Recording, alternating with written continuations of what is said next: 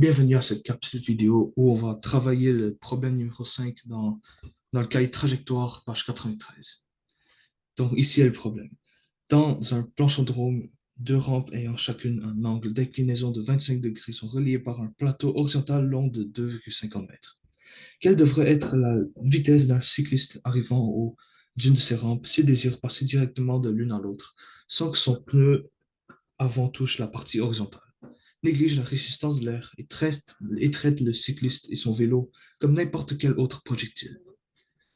Alors, comme tout problème de physique, il faut dessiner un diagramme en premier. Donc, la personne ici, avec sa bicyclette, et il va faire une trajectoire comme ça. Jusqu'à ici, c'est une ligne droite. Après, il fait une parabole ici. Une parabole jusqu'à ici.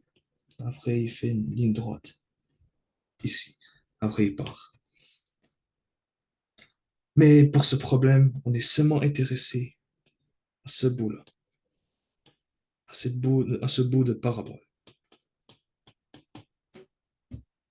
Alors, euh, alors pour ce problème, on peut juste simplifier tout ce diagramme. Un diagramme comme ça.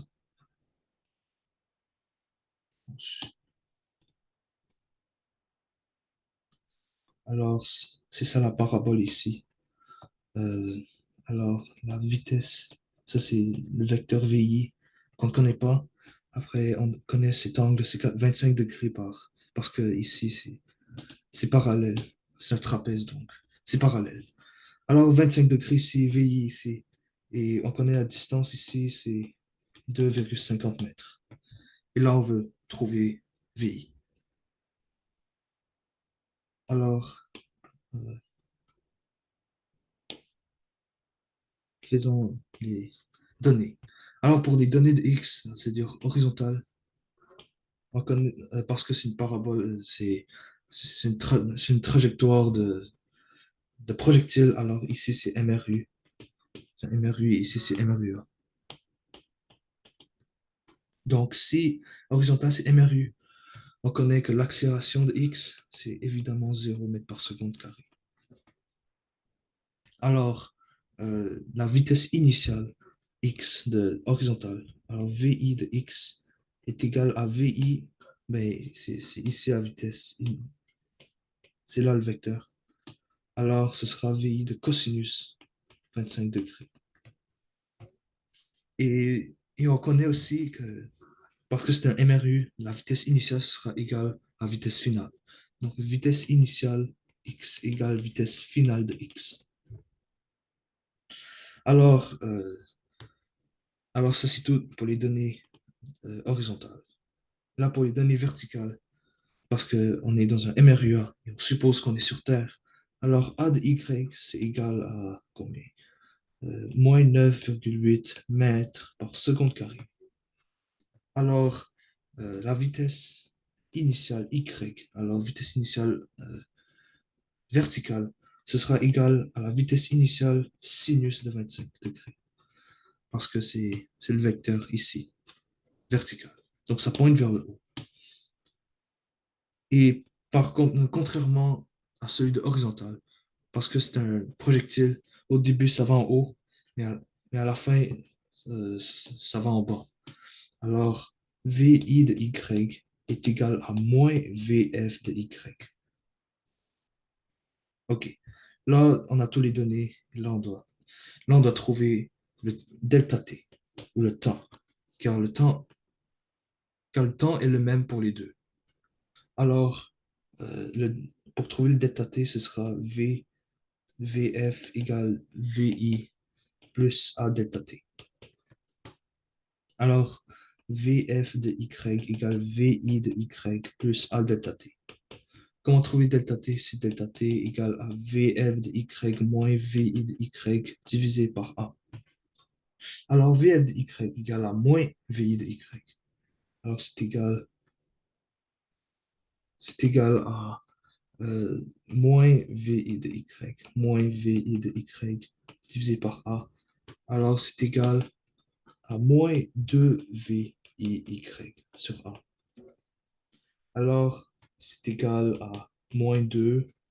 V de Y, c'est égal à VI sinus de 25 degrés, divisé par moins 9,8 mètres par seconde carré.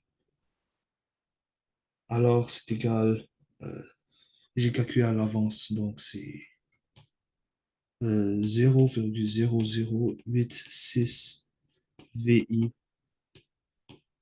seconde carré par mètre. Alors ça, c'est delta T. Même si tu vois qu'on ne peut pas trouver le VI, ce n'est pas grave, car à la fin, on va le trouver. Donc là, on va mettre le delta T pour horizontal. Donc, la formule de l'horizontale, c'est delta X est égal à VI de X delta T. Alors, pour trouver VI de X, mais ça, c'est égal à... Ah non, c'est pas ça. Alors, delta X, c'est égal à VI. VI de X ici, alors c'est cosinus de 25 degrés, delta T. Alors, VI est égal à delta X divisé par delta T cosinus 25 degrés. Alors, delta X, comme on sait déjà, c'est 2,50 mètres. Moi, j'ai oublié de noter ça. OK, alors c'est égal à 2,50 mètres divisé par delta T, on a calculé, c'est 0,0086 VI seconde carré par mètre fois, fois cosinus 25 degrés. Alors c'est là, c'est égal à combien? 32,07 divisé par VI. Ça, j'ai calculé l'avance aussi. Alors donc parce qu'on sait que VI est égal à 32,07 sur VI, on peut simplement multiplier par VI des deux côtés. Alors c'est VI carré égale à 32,07.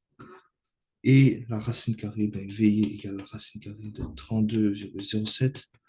Alors ça, c'est égal à peu près 5,66 mètres par seconde. Donc, la vitesse du cycliste